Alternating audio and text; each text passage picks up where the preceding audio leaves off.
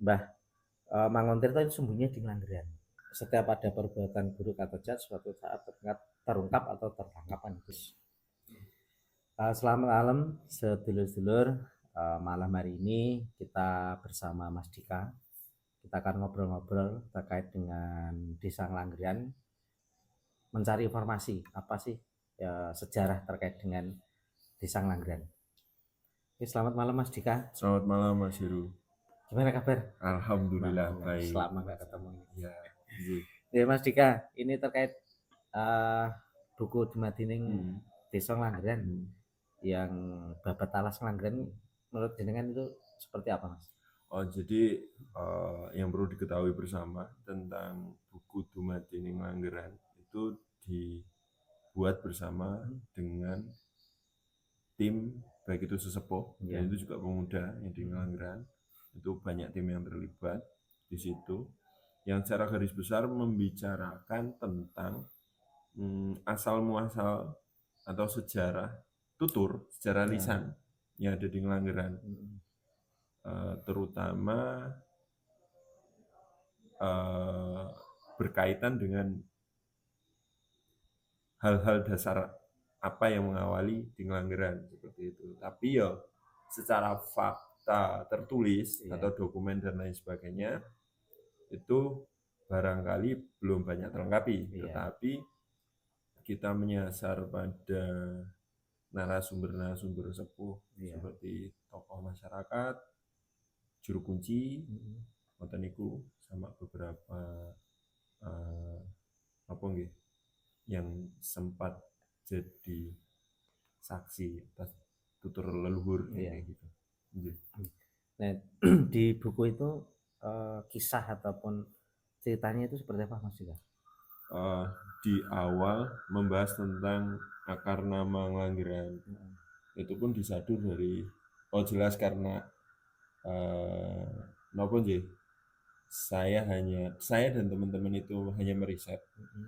Jadi mendengar dari tutur-tutur para sesepuh di sini ngendikane Ngelanggeran itu berasal dari beberapa kata langgar, kemudian pelanggaran, kemudian pelanggaran seperti itu yang memiliki tafsiran masing-masing. Tentunya ada yang bilang dulunya itu langgar, ada yang menghentikan bahwa setiap beberapa hal yang kurang baik dan non etik terjadi di Ngelanggeran itu pasti ketahuan, seperti itu.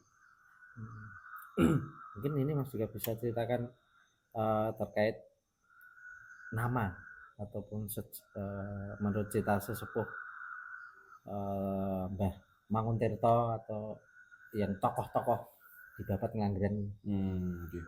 Ya, jelas membicarakan tentang Ngelanggeran tidak luput dari sosok yang bernama Mbah Manguntirto. Nah, itu juga berdasarkan tutur atau folklore, sejarah lisan juga yang ada di Ngelanggeran, menjelaskan bahwa Mbah Manguntirto itu yang mengawali babat Ngelanggeran. Saat itu zaman Belanda, beliau memiliki kakak namanya Mbah Soejoyo. Mbah Soejoyo itu sempat gugur oleh Belanda, kemudian adiknya yang melanjutkan perjuangannya, dan berdasarkan sumber-sumber yang saya dapat dari wawancara itu ya tidak turun sampai sekarang seperti itu. Dari beberapa kalau tidak salah di generasi pemuda-pemuda yang di Ngelanggeran sekarang itu termasuk generasi yang ke-78. Jadi generasi ke-7, generasi ke-8 dari Manguntirto, terus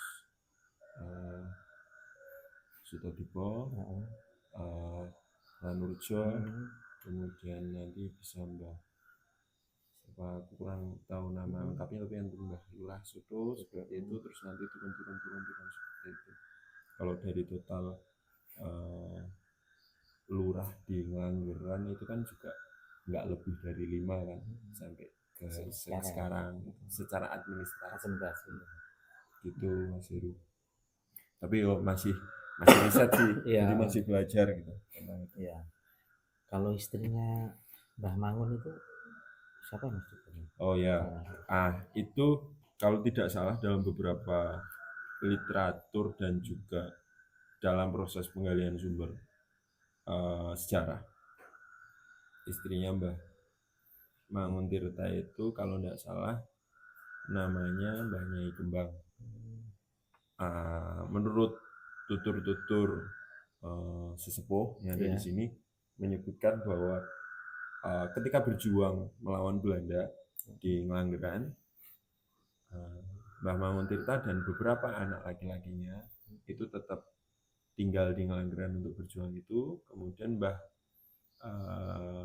Kembang itu ke area-area lagi yang berdasarkan toponimi nama itu jadi desa Kembang atau dusun Kembang di daerah Kembang, daerah lagi itu. Dan itu beliau dan anak perempuan yang ke Kembang. Begitu gambarannya. Jadi kalau kita melihat dari sisi Ngelanggeran kemudian daerah lagi ini masih ada garis ya? Ada garis, ada. Mungkin ada terah, masih terah Mangun Tirta. Kemudian yang di sana juga banyak terahnya juga ya, karena istrinya tadi ke daerah lagi. Ada seperti itu juga. Itu meskipun juga di Dumadi Ngelanggeran itu juga menyangkut dalam proses pengungkapan sejarah desa itu yang berhubungan sama manusia gitu. Ada beberapa hal yang dilihat dari aspek batuan, itu juga ada folklore yang lebih sepuh juga, seperti itu tentang wayang, tentang cerita Punokawan dan lain sebagainya. Itu kan ada beberapa versi tentang itu. Dan kebetulan nopo nggih, secara babat atau tulisan tertulisnya itu belum ketemu sampai sekarang. Paling peninggalan yang masih ada itu mungkin arca, ada beberapa arca, salah satunya yang kepala arca kemudian di display di Museum Sono Budaya yang ada kayak bulir-bulir emasnya itu di situ, seperti itu. Jadi memang ada beberapa versi terkait Ngelanggeran. Nah, Mang Wak tadi terkait dengan kenapa disebut Gunung Wayang, gimana sih? Nah, kalau terkait Gunung Wayang itu berdasarkan nopo nggih. Nah, ini bukan saya gitu yang itu cuma dari tutur-tutur simbah-simbah, terus Mbah Juru Kunci, kemudian ada beberapa sesepuh tokoh masyarakat itu ketika dalam proses kita menggali sumber itu menjelaskan kalau Gunung Langgeran itu dulunya itu adalah salah satu pucuknya Merapi, tapi Merapi yang purba sekali katanya. Dan saat itu ada Anoman kalau tidak salah, itu folklornya ya kan. Di sekitar kita kan ada folklore seperti itu tuh. Itu ada Anoman yang istilahnya pengen apa? Pengen gayu lintang atau apa, kemudian karena dengan karakter Anoman seperti itu dia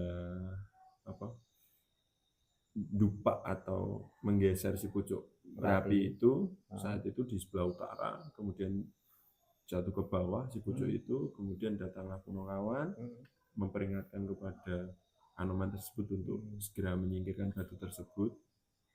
Kemudian Anomannya tiba-tiba langsung pergi. Bagaimana prosesnya dan lain sebagainya itu dalam secara tutur itu bagaimana aku juga kurang tahu, tapi rumitnya seperti itu. Terus Punokawan itu berinisiatif ingin membawa pucuk Gunung Merapi itu ke area selatan.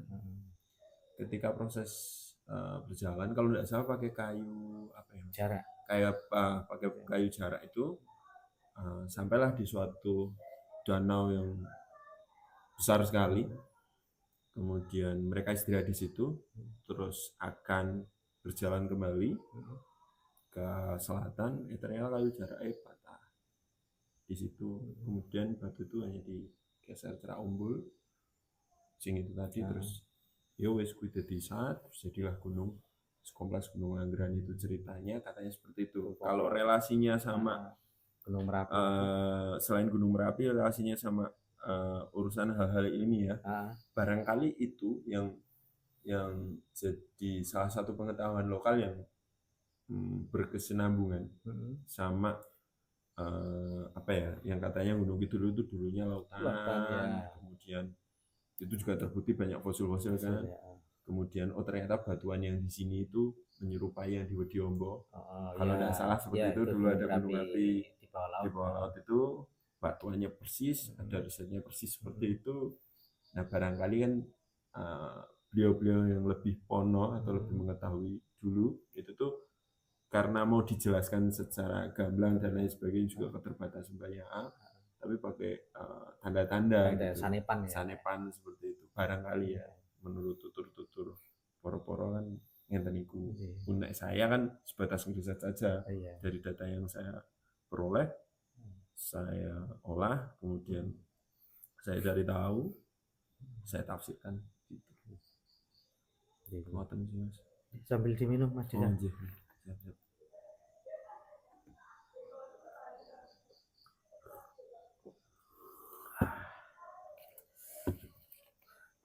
Rokok Mas. Mboten. Oh nggih. Ngerokok. Ngapunten ya kula. Oh, enggak apa-apa. Aman. Oke. Berarti kalau apa ya, versi ya atau folklore ya ketemunya yang cerita Langgeran, kemudian dari sisi apa namanya babat alas di Langgeran. Ya, memang banyak hal yang tidak tertulis ataupun ada apa ya namanya petilasan ya, yang menjadi simbol-simbol yang menjadi penguat ya, yang pada intinya akhirnya ya sejarah yang apa ya, jadi sejarah atau bukannya atau gimana itu sebutannya di ketemunya kalau dalam beberapa aspek ilmiah bisa disebut juga sejarah lisan sih Mas. Sejarah lisan itu pun juga ada banyak segmennya.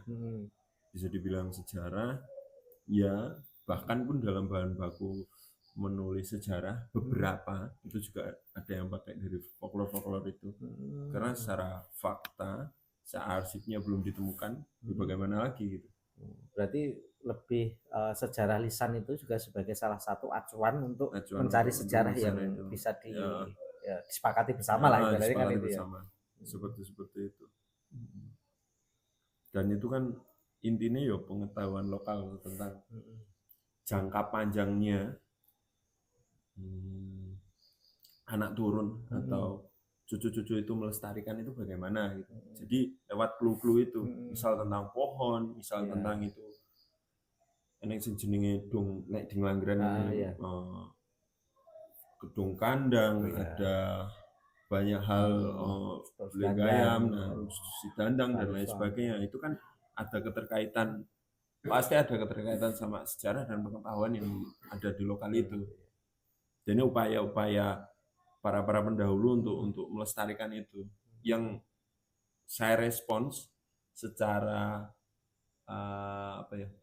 secara sederhana, mesti secara simpel ya, aku mikirnya tentang konservasi Mas. Konservasi tentang ngerumat dan ngerawat dan jelas dengan caranya masing-masing gitu. Setiap orang punya caranya masing-masing, dengan kesenian, dengan budaya, dengan wisata, bahkan dengan beberapa hal gitu sih. Jadi menarik ini kalau apa bisa terungkap. Nah iya, ini kelupaan. Nah perkiraan Mas, perkiraan Mbah Manguntirta tadi itu sekitar tahun berapa ya di sini itu kalau secara persisnya saya belum tahu perkiraannya itu sampai di tahun berapa, sejak kapan. Tapi cuma kira-kira itu ya depan belakang sama perjanjian Giyanti. Kayak gitu. Tapi yo agak molor dikit lah. Molor ya enggak dikit lah, cukup lama, 1800-an atau di 1700-an akhir gitu. Seperti itu. Ngenten itu. Dan itu dilakukan apa ya, bersama teman-teman itu, kenapa tadi kan di awal membahas tentang buku. Iya. Kenapa membicarakan tentang buku dan teman-teman itu juga kerso, selain itu dikehendaki oleh beberapa sesepuh dan juga perangkat desa juga tentunya di situ.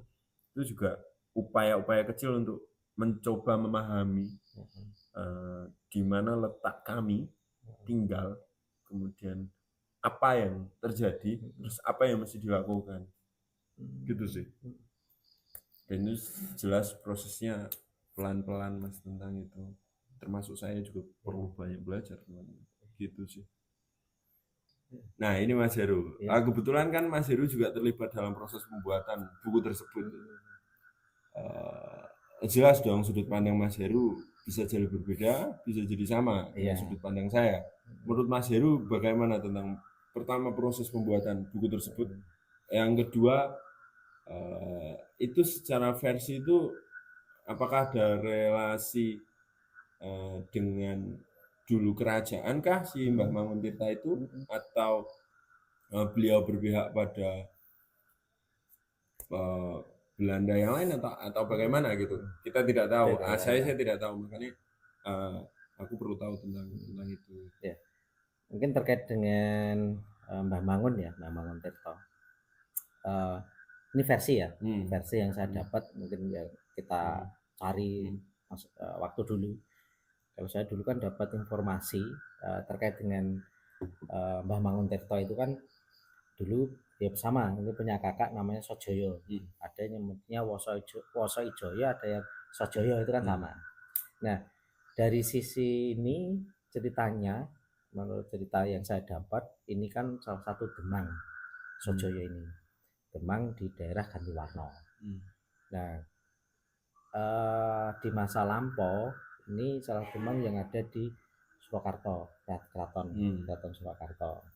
Nah, karena dia tidak mau ataupun apa ya namanya, semacam berdiplomasi dengan Belanda. Karena kan dulu kan sempat dan itu masuk di kerajaan kan, kemudian mengintervensi dan sebagainya. Nah ini kan tidak sesuai sistem, tidak mau lah dengan sistemnya Belanda, yang akhirnya dianggap sebagai pemberontak. Nah di sisi lain karena dianggap pemberontak, akhirnya kan diburu. Nah, diburu dengan mungkin prajuritnya Pak Sojoyo ini sembunyi-sembunyi. Nah suatu ketika ini kan kalau orang dulu kan lelaku ya, atau di sekti lah berarti, di keilmuan, dan itu ditembak itu katanya nggak mempan. Dengan alat zaman dulu ya tembaknya kan kebal gitu, kebal macam semacam debus kayak gitu. Kebal seperti itu. Kemudian ya ada salah satu tokoh katanya yang memberitahukan kelemahan. Nah kelemahan apa sih lah dengan Jawa. Nah akhirnya harus ditembak dengan peluru emas. Tapi kan ada beberapa versi yang bilang bahwa Mbah Soejaya itu rela untuk memberitahu kuncinya agar bisa taruhlah dilemahkan itu kan dengan syarat apa gitu kan. Ada kan? Ada, itu yang ya itu versi saya kan, yang saya dapat dulu ada salah satu orang yang memberitahukan bahwa kelemahannya Mbah Sojoyo harus ditembak dengan peluru emas. Nah saat ketemu, nah itu ketembak sebenarnya itu, tapi tidak mati. Menurut cerita itu tidak mati, yang pada akhirnya hanya lemes, ini sudah nggak punya tenaga. Akhirnya diseret kemudian di dalam proses diseret itu, atau apa ya, ditarik, seret itu apa bahasa Indonesia? Diseret ya. Nah diseret ini, setiap orang yang melihat ini suruh nyayat, diseret, diarak. Ya diarak itu. Akhirnya suruh nyayat tapi tidak mati, dan dipenteng di perempatan. Penteng adalah? Penteng itu dibentangkan. Dibentang itu pakai tali lah ibaratnya. Nah di situ karena tidak mati-mati saat dibentangkan di perempatan ini, akhirnya kan warga yang sekitar perempatan ini kan banyak yang takut, kayak apa, mencekam lah ibaratnya seperti itu. Nah pada akhirnya Soejoyo ini salah satu keraton raja lah, raja itu turun, ibaratnya tanya, kue mati gelem iso Oh mati ya, itu maksudku yang tadi. kue iki iso mati iki dikapake. Hmm. Istilah kasarnya nih Yeah. berarti kan itu.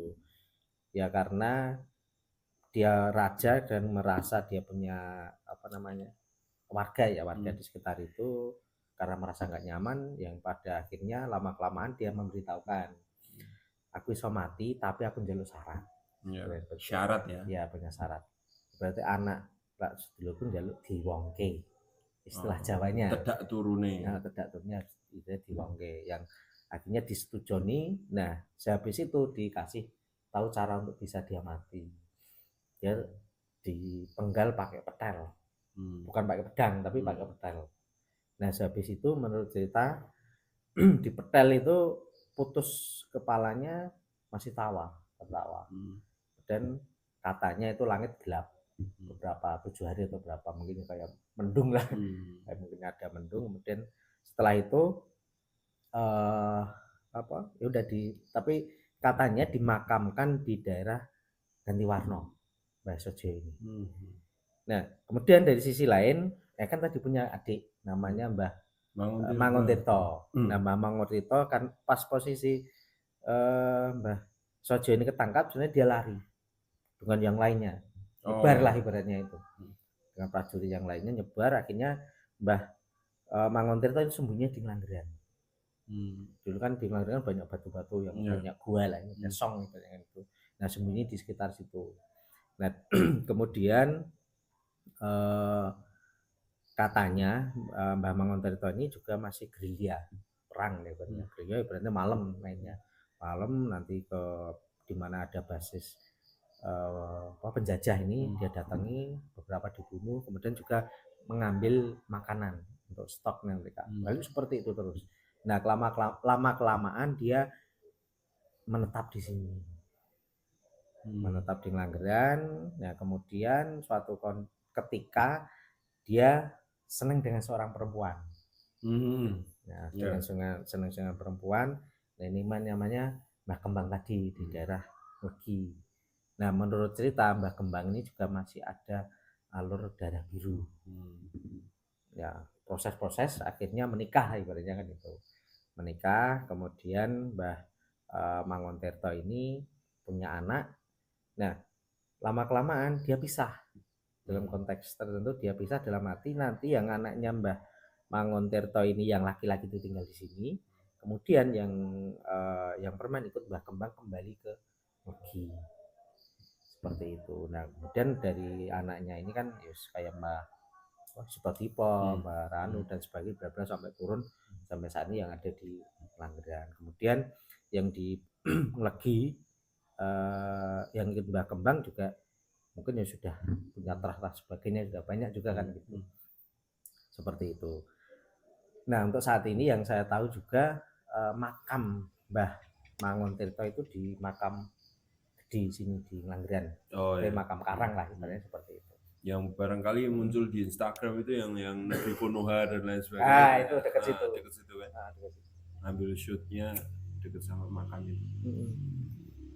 Itu versi ya. Tapi ya kemarin ya apa yang kita ulas tadi kan semacam mengkolaborasikan dan mulai jadi ketemu lah bagaimana nanti bisa disepakati bersama, karena yang kita cari versi ini kan hanya tutulis secara lisan tadi ya, secara lisan. Nah, kemudian sama satu lagi Mas Dika terkait dengan cerita Anoman ya.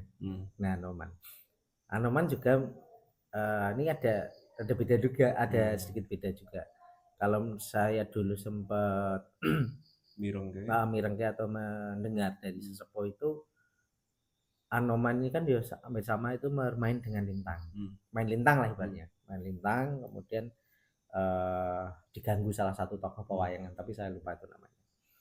Salah satu pewayangan karena jengkel saat dia bermain lintang ini, dia kan ini ngamuk lah ibaratnya itu, marah, ngamuk, ringut, kemudian nendang salah satu gunung Merapi. Nah, versi yang saya dapat tuh pucuknya Merapi yang di Sleman.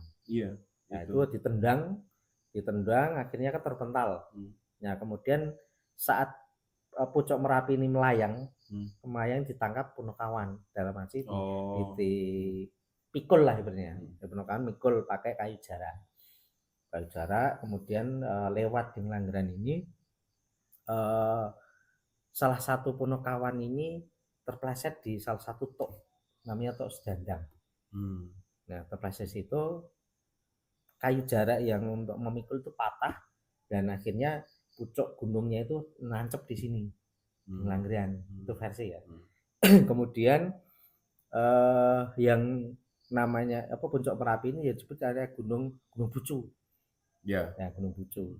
Nah, menurut cerita ini untuk menutup Pegunungan Sewu yang ada di daerah selatan, di daerah ini untuk mau dibawa ke daerah Kematang. Menurut cerita itu. Dan karena marah tadi kan lintang ataupun Anoman yang marah tadi kan akhirnya kan banyak lintang yang dihancurkan dan batu-batu itu turun jatuh di sekitar sini jadi Ngelanggeran. Ini mitos folklore ya. Tapi kalau kita melihat dari sisi ilmiahnya akan berbeda ya Mas Dika. Secara ilmiah kan memang menurut cerita yang peneliti ya yang ada di meneliti terkait dengan Gunung Langgeran bahwa Gunung Langgeran ini kan aktif terakhir sekitar 20 sampai 60 juta tahun yang lalu. Tapi kalau kita compare dengan Gunung Merapi yang memang kan lebih tua sini kan. Hanya pucuk Gunung Merapi ya kan mungkin secara sanepan mungkin tadi. Dulu secara dalam satu satuan yang sama. Ya kalau Gunung Langgeran kan membentang ya, beda dengan gunung yang lain tuh kerucut. Ya, kalau sini kan membentang panjang. Ini yang secara ilmiahnya seperti itu menurut cerita. Dan memang di Gunung Kidul ataupun di wilayah selatan ini kan dulu di bawah laut, memang terangkat kan itu. Terangkat karena ada pergeseran lempeng Jawa dan Australia kalau nggak salah itu. Ya akhirnya kan mendesak karena Pulau Jawa itu di atasnya, lempeng Australia di bawahnya, angkat terus. Ini adalah menurut cerita. Kemudian terjadilah suatu kondisi yang gunung berapi yang dulunya banyak kan di pesisir Pulau Jawa karena terdesak lempeng akhirnya kan banyak yang tertutup aliran lava bawah. Kemudian bergeser, Gunung Merapi itu geser ke sebelah utara. Nah sekarang rata-rata kan gunung berapi atau ini kan banyak kan di tengah Pulau Jawa. Yang di selatan banyak mati ya, seperti tadi kayak di Ombo, kayak yang di Langgeran sini, mungkin ada di Kebumen kalau sekarang Sambung atau apa itu. Mungkin ada beberapa lah, saya nggak terlalu paham banget terkait dengan mendengar aja. Nah ini kan terjadi proses seperti itu. Dalam proses pembuatan buku kan kita satu tema. Tapi aku juga belum sempat nanya nih ke Mas Heru. Temuan-temuan apa sih menurut Mas Heru menarik gitu dari proses pembuatan buku Dumadi Ngelanggeran gitu? Temuan-temuan atau ternyata gini ya, atau ternyata lokasi ini itu begini gitu, atau ternyata si narasumber ini itu seperti ini gitu. Ya ya setiap narasumber ataupun yang mungkin dari sesepuh yang kita datangi ataupun kita berbagi peran ya, ada yang ngomong sesepuh A, B, C dan sebagainya, sharing ini kan ya rata-rata mirip ya, rata-rata mirip tuturnya sama, hampir mirip. Kemudian kan kita bisa menyimpulkan kemudian dari sisi Ngelanggeran.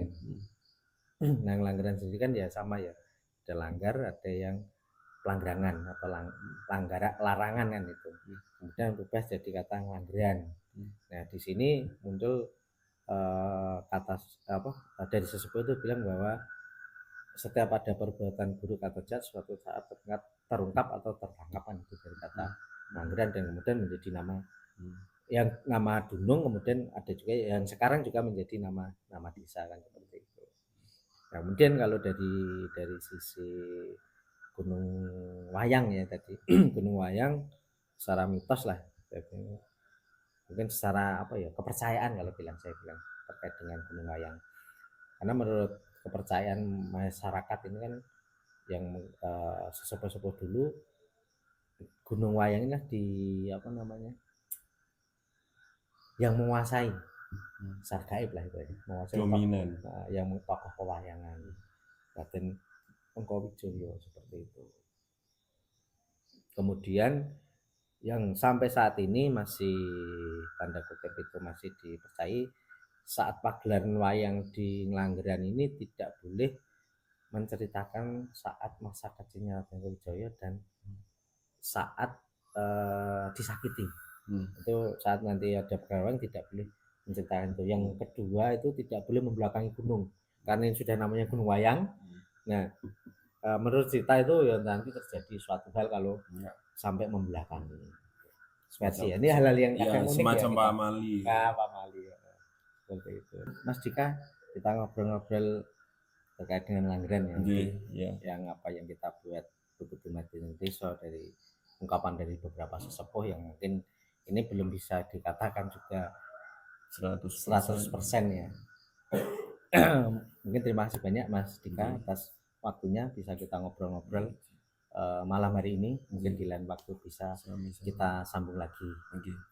Oke, teman-teman ataupun sedulur-sedulur semuanya, mungkin ada suatu hal bahwa segala sesuatu dimanapun tempat itu pasti punya cerita ataupun punya sejarah masing-masing, dan dari situ ada yang sudah terbukukan atau belum, atau hanya dari sisi lisan yang tutur lisan terus menerus sampai generasi. Dan di sini kita mulai mencoba mengungkap apa sih terkait dengan sejarahnya Langgeran, walaupun hanya kita juga terbatas dengan kondisi di buku ataupun fakta-fakta yang menguatkan, tapi yang pada intinya kita lebih banyak merujuk terkait dengan sejarah lisan seperti itu. Kemudian bahwa segala suatu hal kita harus menghargai dari para leluhur kita, dari proses dia membuka desa kita, kemudian juga dari mungkin kita juga harus menghargai dengan mitos-mitos yang berkembang di suatu tempat, bahwa segala sesuatu hal itu pasti ada makna dan ada tujuan.